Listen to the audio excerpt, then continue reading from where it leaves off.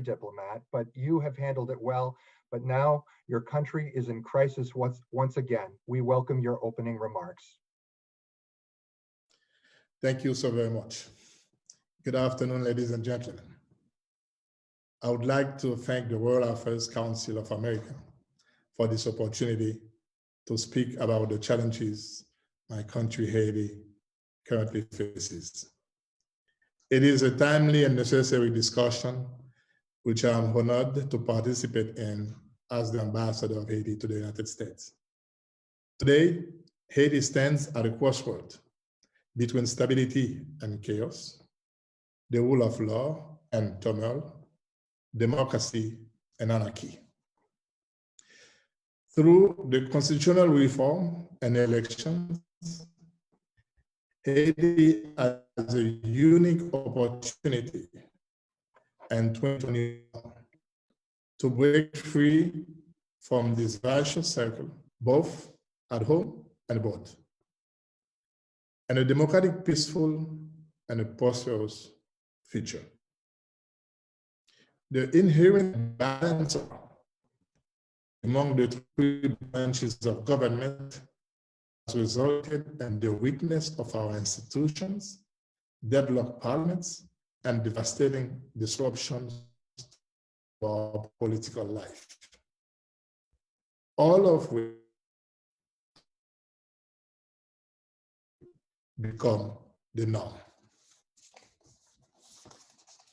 Contested in Haiti, unfortunately.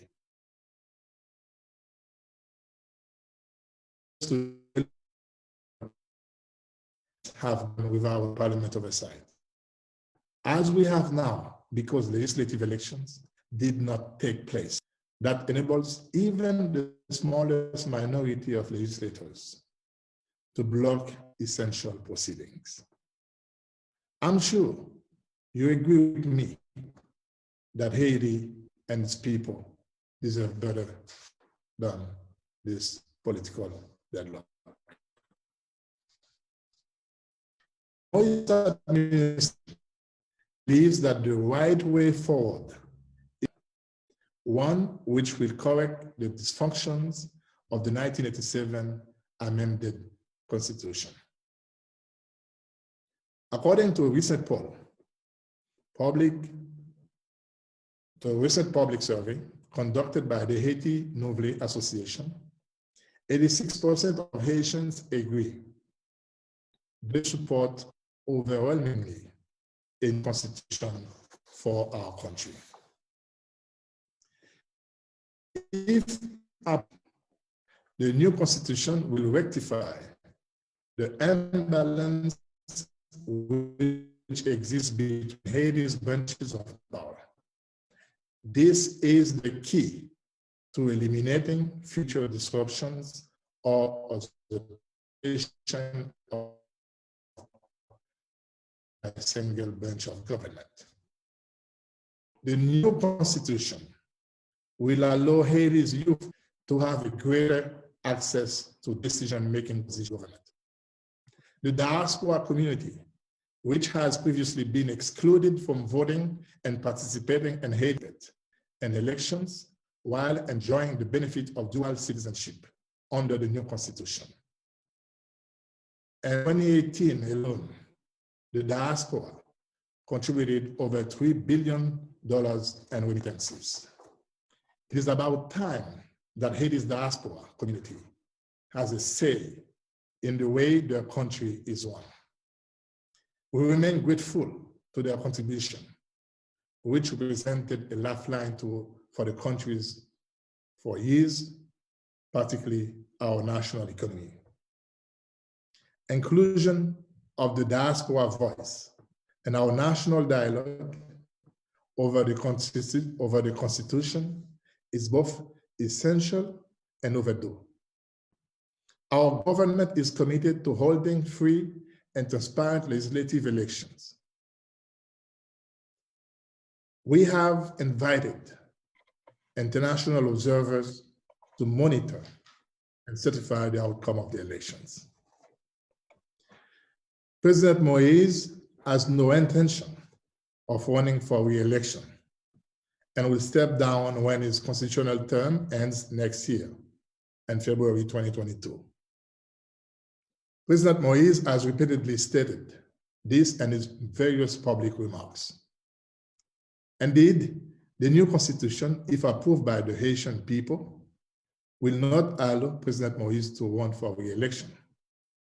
It is clearly stated in its Article 271.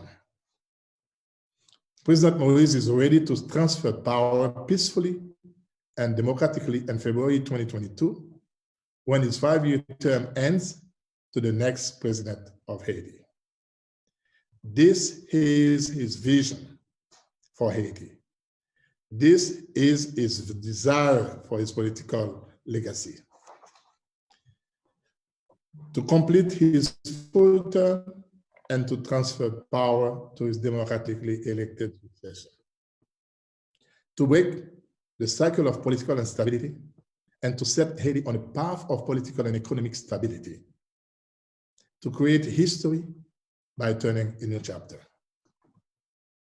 Throughout this process, Haiti needs the support of its partners and friends and the international community. Our path to democracy since the inception of our republic has been fraught with challenges, learned lessons, and missed opportunities. But this is not the time to give up the fight for a stronger democracy. There is no going back to the days of impasse and chaos, only going forward to progress, stability, and normalcy. Haiti's motto is l'union fait la force, which means strength through unity.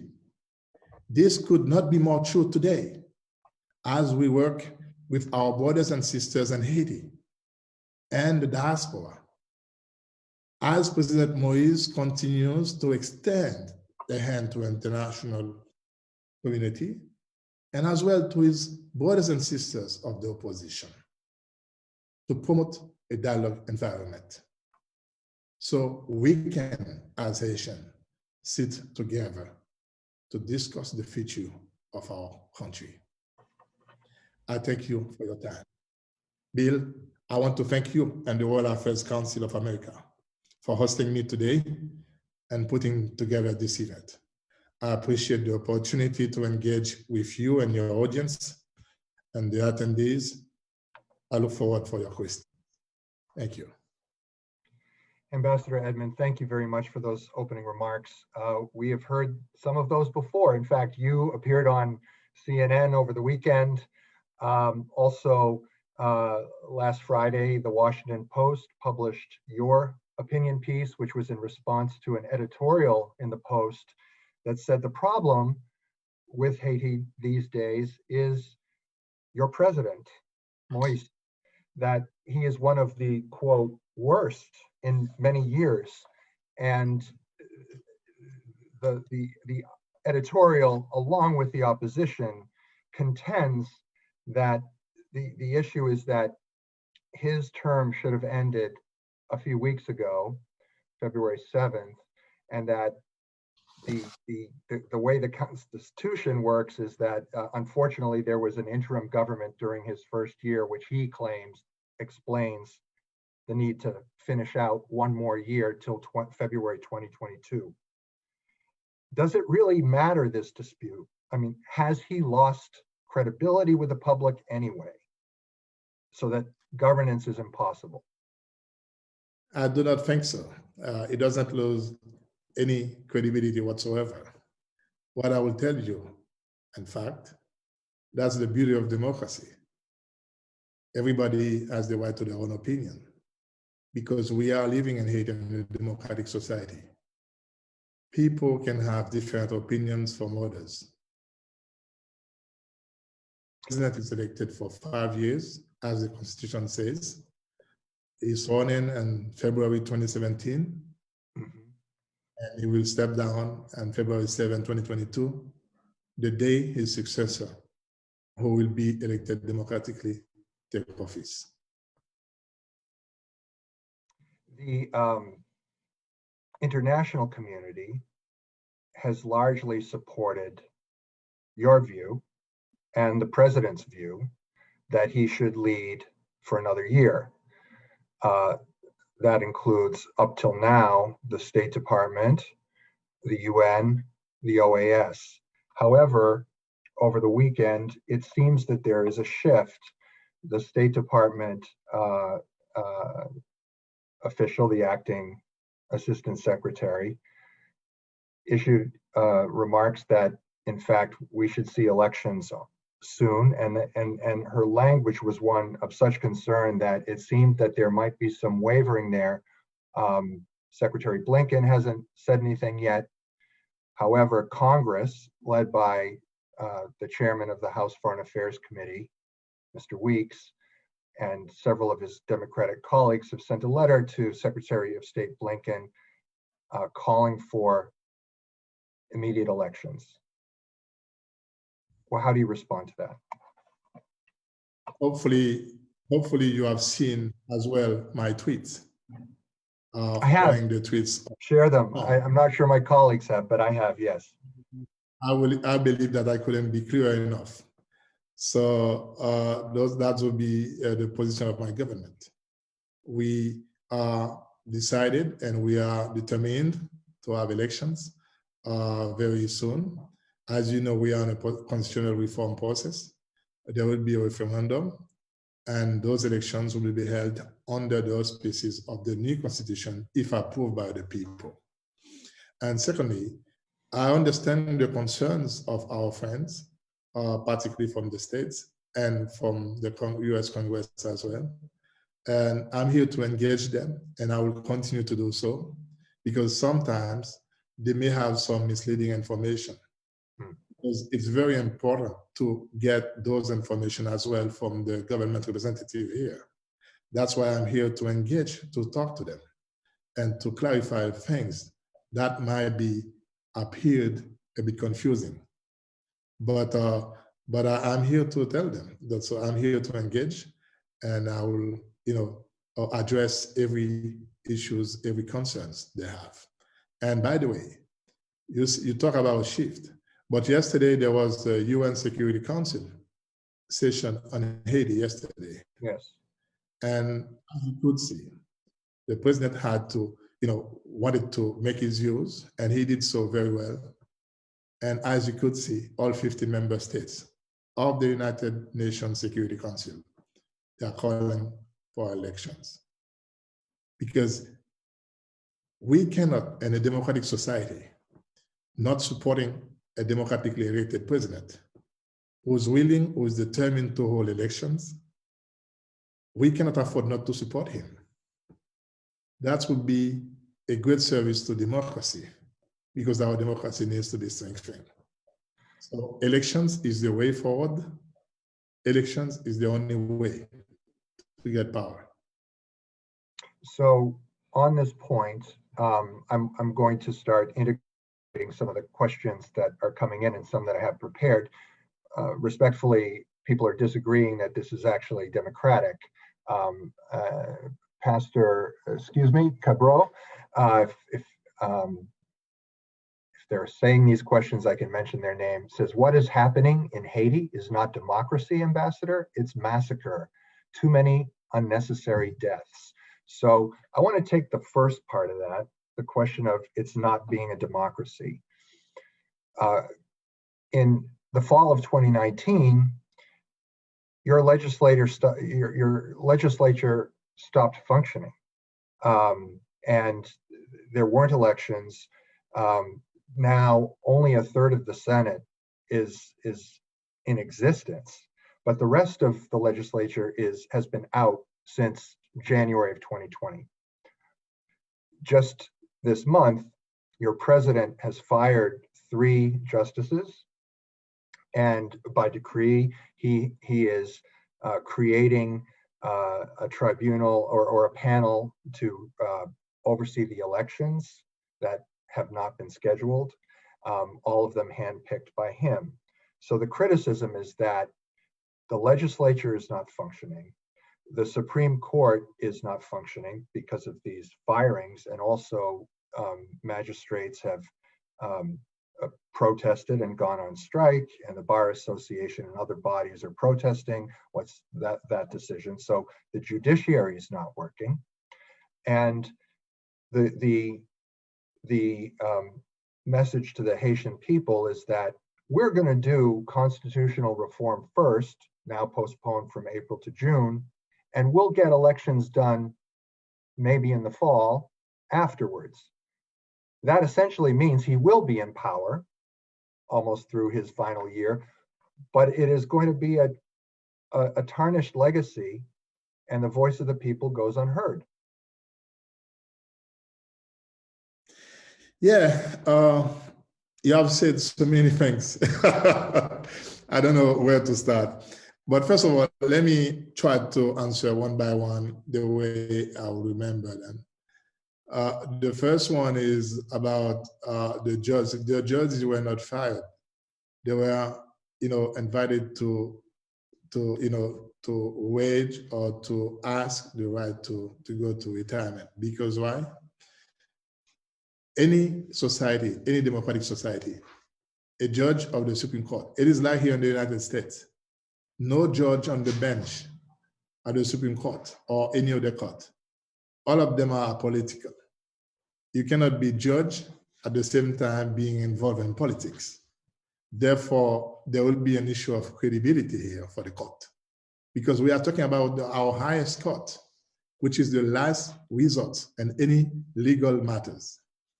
If any judge at that court cannot, show impartiality, how can you restore or can you believe in the decision and the credibility of the decision of the court? So what happened to those three judges? They left the bench, they abandoned the profession to be the judge of a Supreme Court. And each one of them belonged to a political party of the opposition.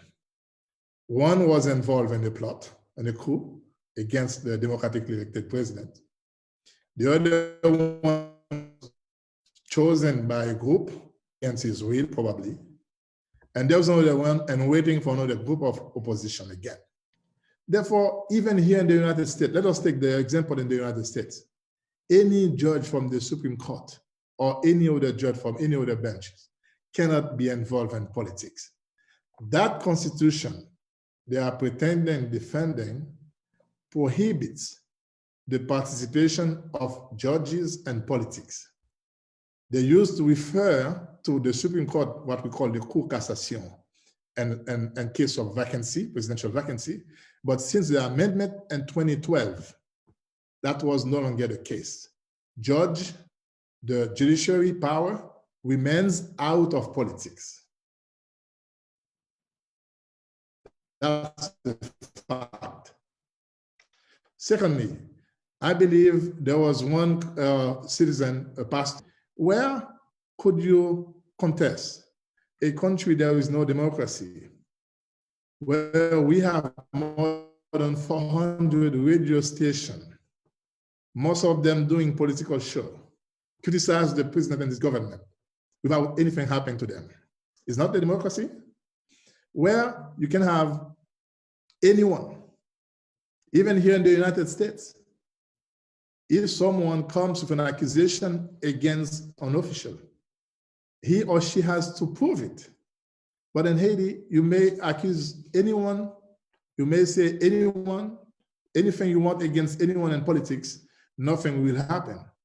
Because every time there will be an attempt to sue that person, they will be seeing it as the political persecution. I have to jump in here. I have to jump in there, if I may, because I think that point comes under some dispute, in that there have been charges by a number of independent organizations and human rights organizations that there is state-supported attacks on some of the protesters.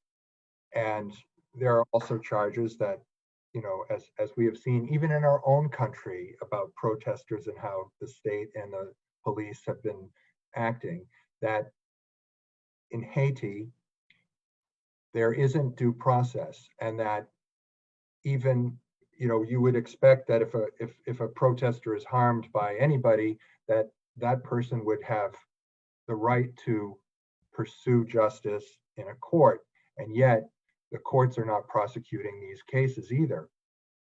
So it is seen by some and criticized by some as a lawless situation where there isn't that kind of process, and that protesters are taking their lives, putting their lives in danger to exercise their free speech.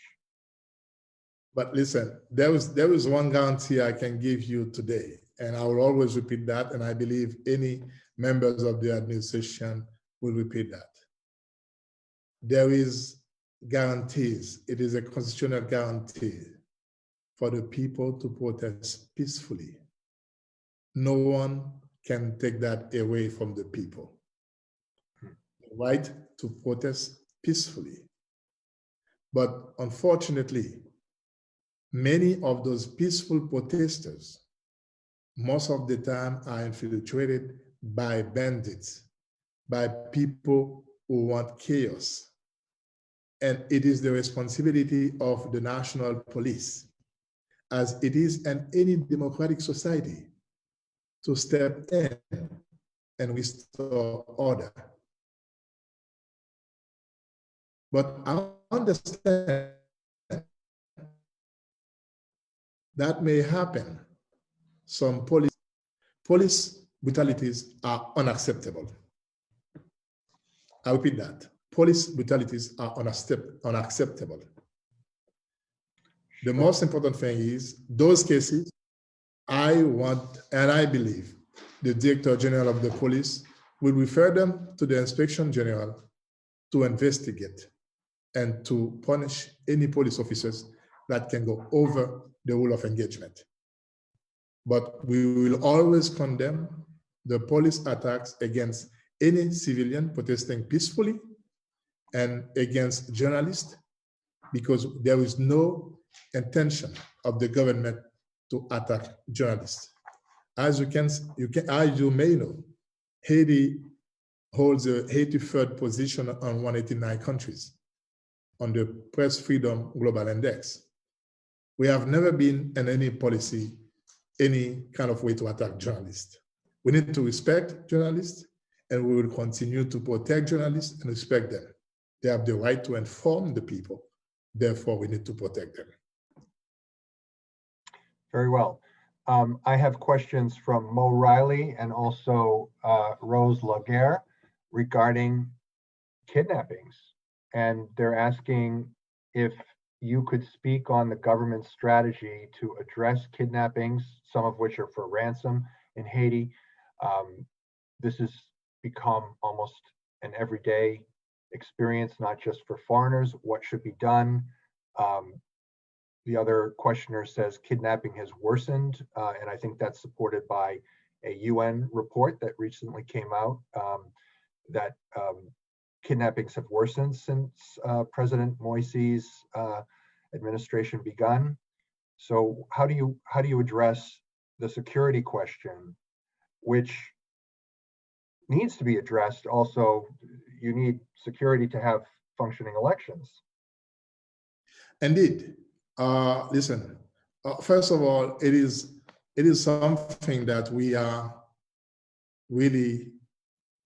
grateful of, to see many of our fellow citizens are being victimized, are being held against their will. It is a sad situation. We will always condemn that. I know the national police is working very hard to see how they can root out gangs that are, using those kind of tactics or ways to earn money, to create destabilization. We understand that it's a very big issue. We need to address it very carefully, because we cannot, as government, continue to stay and look our citizens are being kidnapped every day. But I must tell you, we are seeking cooperation. As yesterday, I think there is a a kind of cooperation they're trying to establish between the United States and Colombia, trying to bring some experts in kidnapping and to help the national police. Because it is a fact, we need to recognize that. That's the only force we have. Unfortunately, they are under-equipped. Sometimes those gangs members are even well armed than the national police. So it is a very difficult situation. We understand it, and we understand it is a responsibility of the government to bring peace and calmness in every citizen's heart and mentality. But unfortunately, it's a very hard battle. But the most important thing is, I understand the national police is working very hard. And we believe with the help of the Colombians and the United States, that certainly will help us to, curve down or eliminate those bandits who are trying to put that shame on this country. It is not acceptable, and we'll continue to fight against it. Thank you. We're at the halfway point in our discussion with Ambassador Bocchit Edmond, Haiti's ambassador to the US and chargé d'affaires permanent at the Organization of American States. Ambassador, two more questions regarding democracy, and then I think we should move to some economic issues, which are also pressing. Richard Amaris asks, can the ambassador share with us how long it will take for Haiti to have elections between now and February? Is that enough time for this process to take place fairly? Of course, it is because according to the UN expert, the OAS expert, who always been useful to our electoral process, there are enough time, because remember, we have a calendar. The first round of the elections is September 19, and the second round will be in November, and the final results of the election should be known by early January. So the parliament will be in place in January, and the elected president will swear in February 2022. We do have enough time now. The most important thing we are working on now is when it comes to the citizen IDs that will allow them to vote. That's why we are working very hard to increase the people who are able to vote, to make sure that they have the ID, so the process will have more participation and more people will be able to decision making. Because remember, it is elections. We need to give more people possible the right to choose their leaders. And this is what we are doing now. We do have a lot of time to do so. And we are working very hard on the infrastructure with the help of the UN and the OAS and some other international organizations. Ambassador, you mentioned in your opening remarks about the Haitian diaspora, and we have several questioners, including from Carol Barat Joseph in Richmond, Texas. How can the diaspora be of help during this time of crisis in Haiti? Of course, the diaspora is to us, sometimes in the past, we used to consider them as illegitimate child, as we call them in Creole, petit déo. But the diaspora is not an illegitimate child. The diaspora is a legitimate child. They have the same rights as the Haitians living in Haiti. But unfortunately, that's what that Constitution of 1987 failed to give them, those rights. Under the new Constitution, the diaspora members will have the same rights as Haitians living in Haiti. And we believe now, in this time of crisis, the diaspora, we have, remember, more than 80% of our intellectuals, trained professionals, they are part of the diaspora. Therefore, if we need to rebuild that country, that Haiti we love, we cannot rebuild Haiti we love without the diaspora members. They have to be included. They have to be part of that process. That's why we are keen to get them involved in the process, and particularly in the referendum process that will lead to the elections. And so we understand there will be some willingness from the diaspora to be part of any political process or any process that could lead to a peaceful solution or to a democratically elected officials or elections. Because diaspora, where they live, even in the United States and Canada and France and any other countries, they know how democracy works. They see democracy is working somewhere else. Why democracy cannot work in their own homeland? So that's where we believe they have to encourage, they have to push for that change. So they will be able to bring their own contributions in that very big constructions.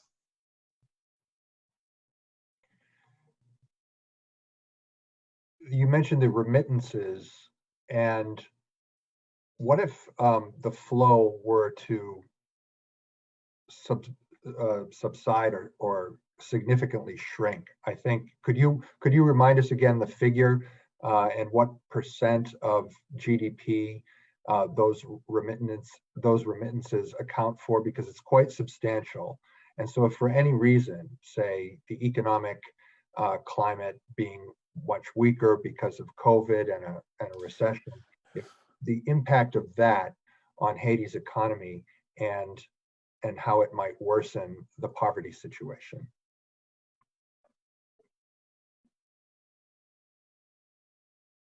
Yeah, it is like more or less under 20-25% of GDP. But the most important thing is if there will be a case where the remittances would have been reduced, that won't be, I'm sure, that won't be because the diaspora will want to reduce it. Haitians are very emotional. Haitians are very attached to their own people. They will never do such thing. The only thing that can affect it is the current situation or economic situation in any other countries where our diaspora is living. Therefore, we understand that, according to the last, I believe the Economic Recovery US Act, I think on countries like in 2018, we had more than $19 billion sent to Haiti. So this is to show you that it's a very big chunk of our national economy, of our national budget. So I understand that certainly can affect if there is an economic situation in the country where the diaspora lives, but it won't be a kind of willingness of the diaspora not to send money in Haiti, because they know they're attached to their families, they're attached to the enterprises. Most of them have some enterprises, private enterprises in Haiti, or helping their own families and so on. So that won't be, we won't get there. I'm sure we won't get there. Just to let folks know about the situation on the ground in Haiti, the living standards. This is a population of about 11 million people, and about 60% are considered to be living in poverty. This is earning $2.50 a day, and a quarter of them, meaning a little over 2.5 million people, live in extreme poverty, which is about less than $1.25 a day. Obviously, this means heavy reliance on humanitarian assistance. And do you worry that, we saw in the Trump administration that there was an effort to curb assistance? Congress ignored that and, in fact, increased it in the current budget. But overall, if Congress now is tilting toward concern about the presidential decrees and the path of democracy, might that aid be status quo or lower? And what would that mean for that large population of Haitians living in poverty or extreme poverty? Listen, one of the way I would answer that question, I would always say that it's been a while since probably when I was a younger man. I used to hear those kind of, facts. about my country. Probably at that time we weren't 11 million yet, but those are not new to me. But unfortunately, it seems to me that considerations are those kind of information about our own country. Because you know why? Any country where there is no political stability, where no foreign direct investment will flow, there won't be any other results than what we have today. We must accept this country needs political stability. We need to send a new and positive image about our own country. And therefore, foreign investors, because this country has a lot of potentialities. We have more than 50% of youth. I mean, the workforce is very young. Once we can sit down together as Haitians and we determine to change the political course and to see how we can together forward and to have be more political and stable country, I believe those foreign investments will come and we will be able to create more wealth. We will be able to create more jobs, and then the economic situation will get better and will improve, and we will talk about our own country in a better way. Because it saddens me every time they are talking about my country. The only image that comes up is the image of poverty. And when we are not a poor nation, this is the issue. And sometimes I feel embarrassed and I feel ashamed of that. And when our relation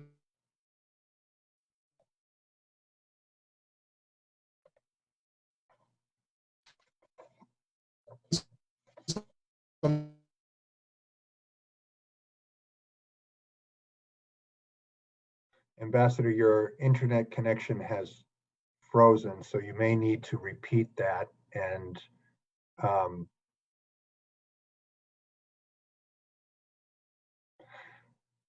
the World Affairs Council staff is in communication with the embassy to try and adjust the audio. Tech problems. Please stand by for what we hope will be a resumption of Embassy Row Live and the final 15 minutes of our dialogue with Ambassador Bocchit Edmond, Haiti's ambassador to the United States and chargé d'affaires of the permanent mission of Haiti to the Organization of American States. We have a lot more questions coming in, and that's really exciting, and we hope to present them to the ambassador when he returns.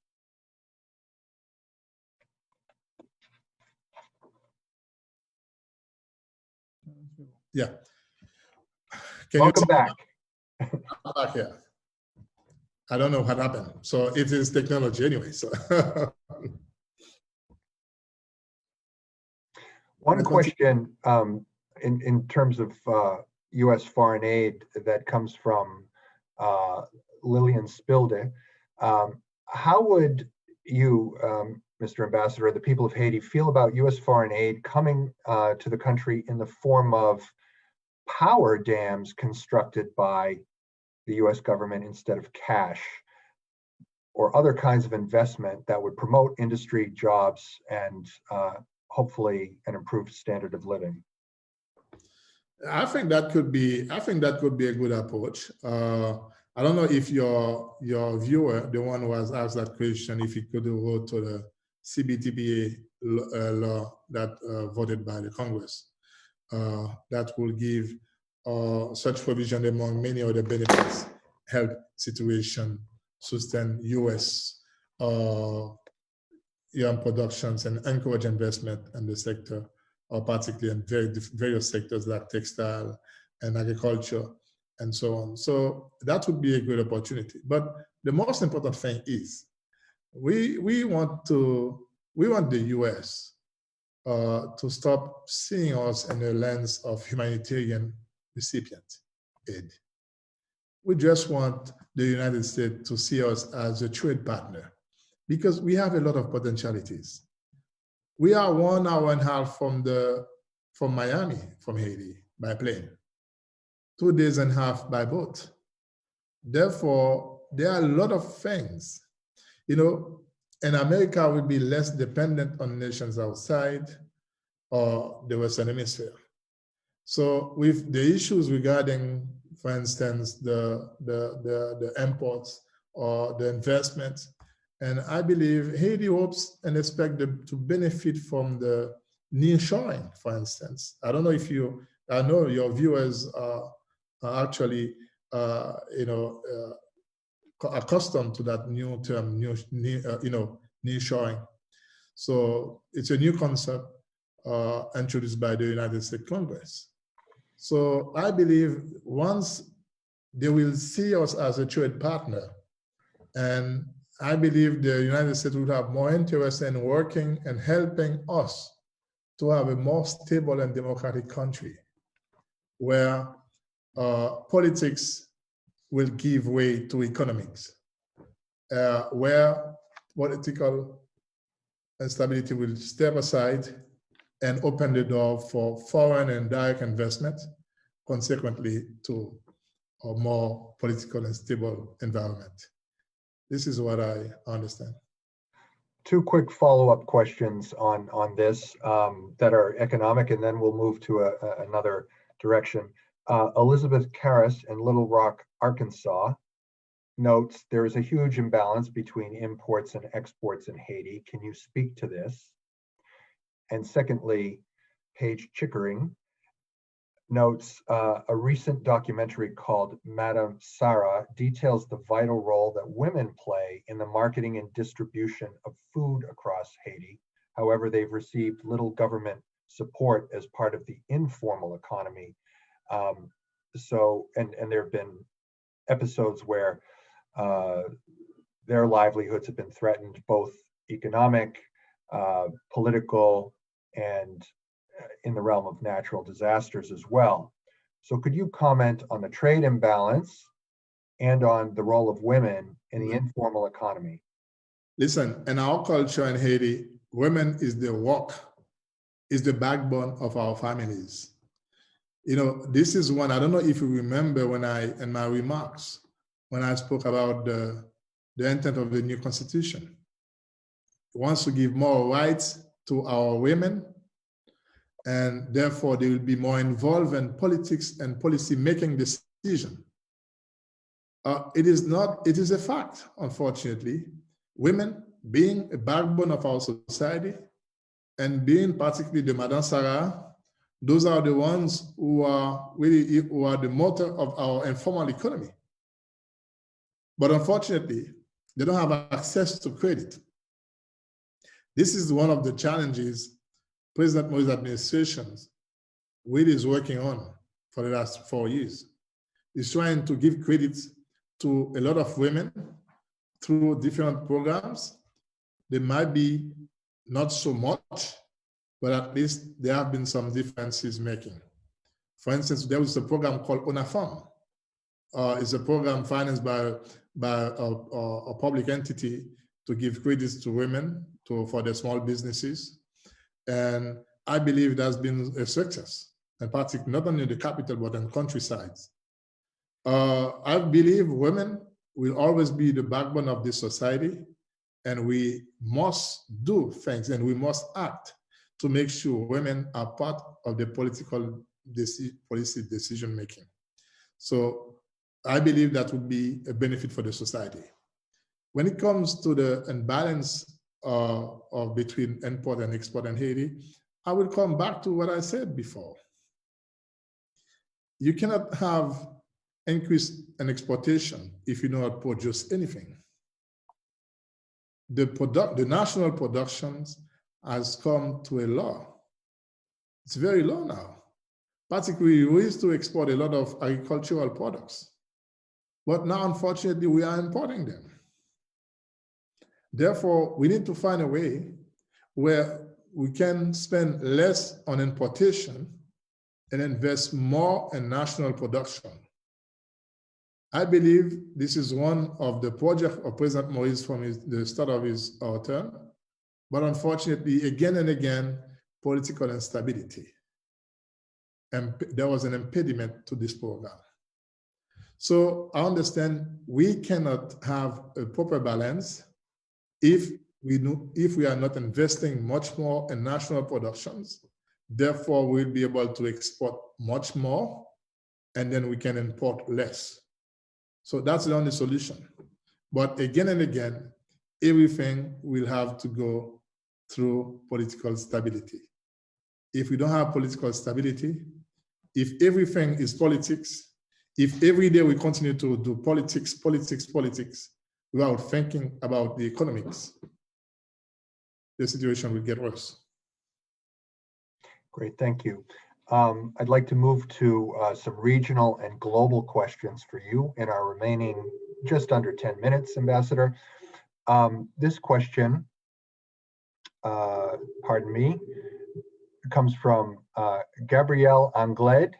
Can you address the situation in the Dominican Republic regarding Haitians living there?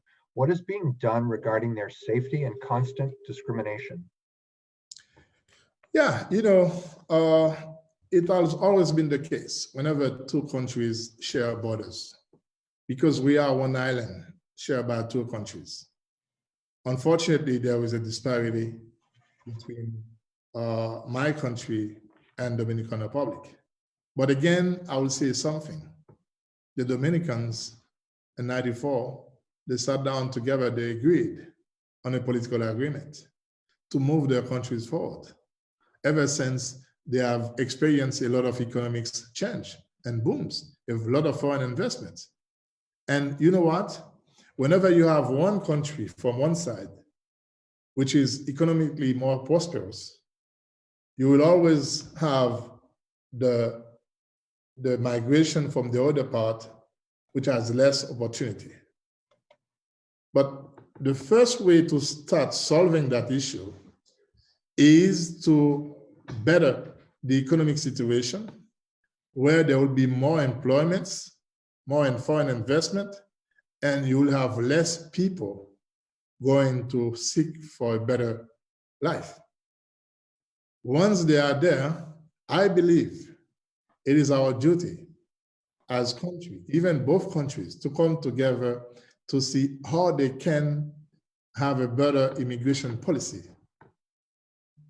And I believe both governments, the current government in Haiti and the current government in Dominican Republic, they are working seriously to address those issues and to see how they can help in improving the kind of politics when it comes to immigration, when it comes to trade, when it comes to, to any other exchanges. But the guarantee I can give you, we are working very closely with the Dominican Republic, but we understand we are not going to solve those issues overnight. It's going to be a process. But the most important thing is there is a will to address those issues, to discuss them. But at the same time, as long as we continue to have political instability in our homeland, people will always tend to go to the other side. It is a social dynamic. There is nothing we can do about it. The only thing we can do about it is to come together as Haitians, as a country, to see where we can go with our country and what we can do for the betterment of our future and for our kids. This is the solution.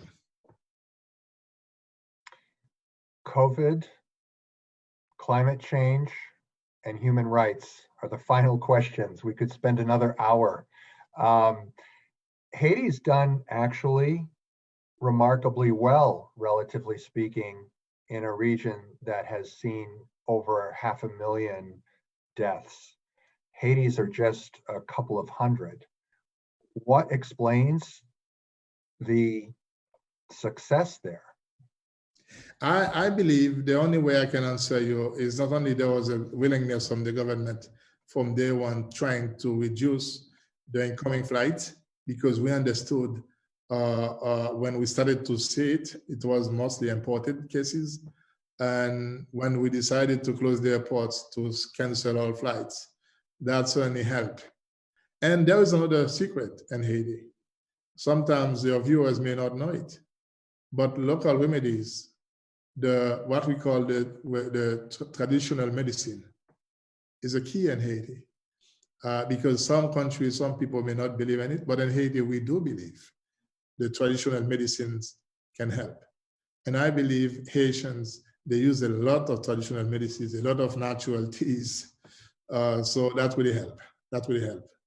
I understand that fortunately for us, we have not seen a lot of casualties, but from the beginning, it was a panic.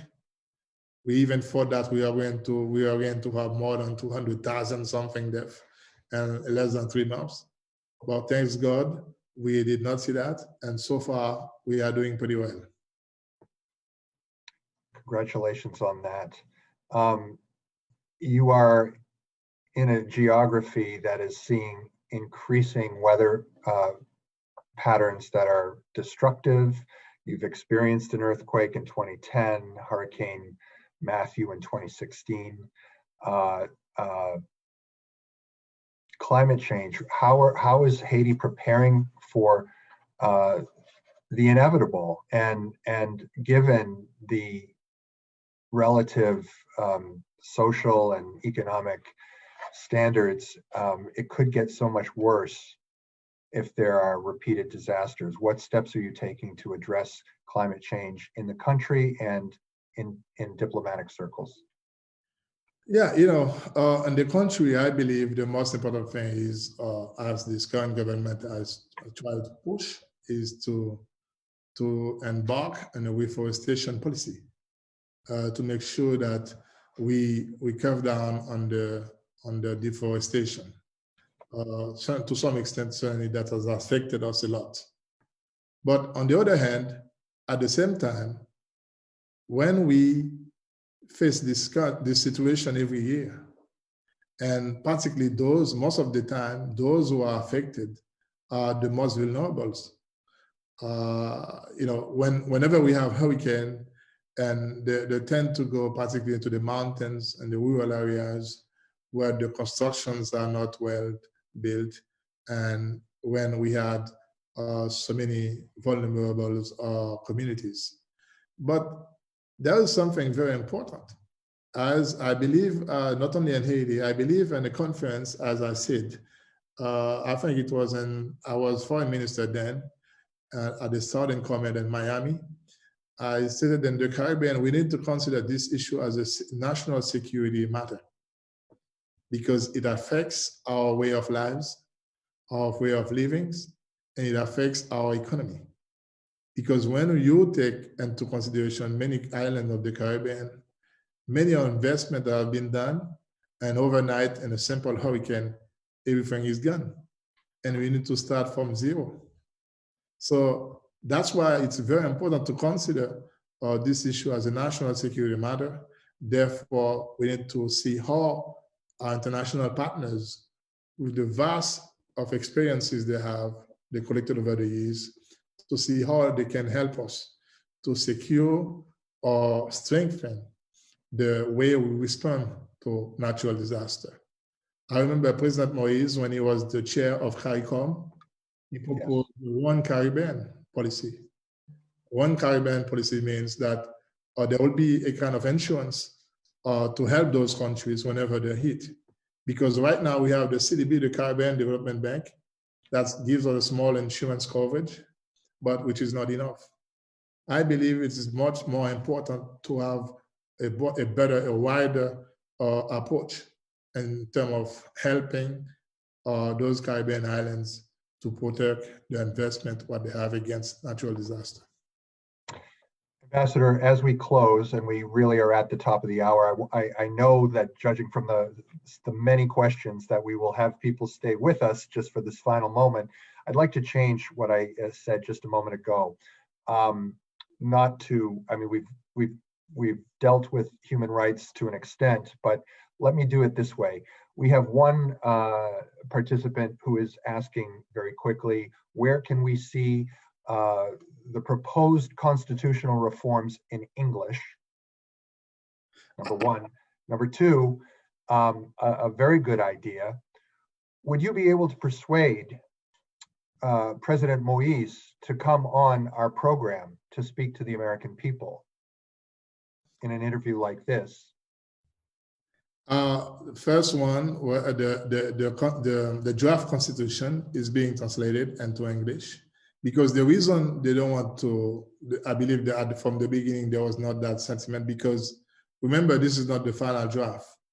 The draft is being circulated and to where people will give their opinions, where any commentaries will be taken into account, and so they can make it better and improve it to have the final text. Certainly, I believe there was a team working on the translation of this new text, and once it's available, I will certainly send it to your organization, and you can share it with your viewers and your audience, your members. When it comes to President Moise, certainly I'll talk to his team, to his chief of staff, and I'll talk to his communication team, and they will assess it. And then I believe he will be more than willing to talk to the American people through your organization, because President Moise is a Democrat. He's open to talk to anyone. He's open to listen to anyone who have different views, and he's open to respond all questions. So that's what he's been doing for the last 4 years, and is still ready to do so. We would appreciate that opportunity very much. I want to close by with a question from Nathalie Tancrede, who, this is something we haven't discussed, but it goes to the heart of Haiti's image. Haitian art and artists have played and continue to play a major role in creating a positive image of Haiti in the world. Are there plans in the works for this administration to support artists and artisans through programs and events to expand economic opportunities for them? Oh, this is here at the Embassy of Haiti in Washington. We've been doing for years. We've been promoting artists. We've been promoting, people or artists or craft art specialists and any sectors of the cultural division, because we have a cultural department here that deals with that. If Ms. Tancred can contact our embassy in DC, if she's in the United States, if she has products, if she has any other, painting, craft, and whatever, or if he is an artist, he sings, we can hold any kind of festival or music activity. We do those things. We do promote our artists. It's very important to us, and this is part of our culture. It is part of our wealth. We always take advantage of that. So we are open. If she wants to contact our embassy here in DC, we certainly can work with her. So we have worked with Tancred already, I believe, the way, if I understand. Having the name says something to us here. So I think we have worked with her in the past, and we will continue to work with her. And our doors here at the embassy is open. Our consulates all over the United States, we have 7 consulates, they are open. So please contact us again. And we are a partner. We are here to work with you. Ambassador Edmond, I know how busy you are, especially at this time. I really appreciate your spending an hour with us for Embassy Row Live and speaking in conversation with me, and also responding to the questions of our many participants across the country who I know will continue to follow what's going on politically and socially and economically in Haiti. We are here for you. And I just want to thank everybody this afternoon for joining the program. Again, we are speaking with Bocchit Edmond, Ambassador of the Republic of Haiti to the United States. It's been a real pleasure. Thank you so very much, Bill. It's been a pleasure to be with you. But before I close, there are 4 facts I wanted to leave with your audience. Certainly. Fact number 1, President Moise is not seeking re-election. Fact number 2, according to the Haitian Constitution, judges cannot be involved in politics. Once you are involved in politics, you have to resign. Fact number 3, Parliament was not dissolved. Parliament term expired. Fact number 4, we don't have a policy of prosecuting, of attacking journalists. We are here to protect the rights, the freedom of press. And as I told you before, we hold 83rd position in 189 countries. And we're a country, we have more than 400 radio stations or 100 TV stations. None of them has been persecuted or attacked. Those are 4 facts I wanted to leave your audience with. And thank you so very much again for having me. Thank you. Thank you so much for those takeaways. We know you speak for the president, and if President Moïse would like to come on our show as well, we would gladly update on those points as well as many others, perhaps when it becomes more clear where the constitutional reforms and the elections are to be scheduled, as we know the United States is seeking and the international community. Thank you, Ambassador Edmond. Thank you so very much, indeed. So stay healthy. God bless. All right. Thank you, everybody. Have a good afternoon. Bye-bye.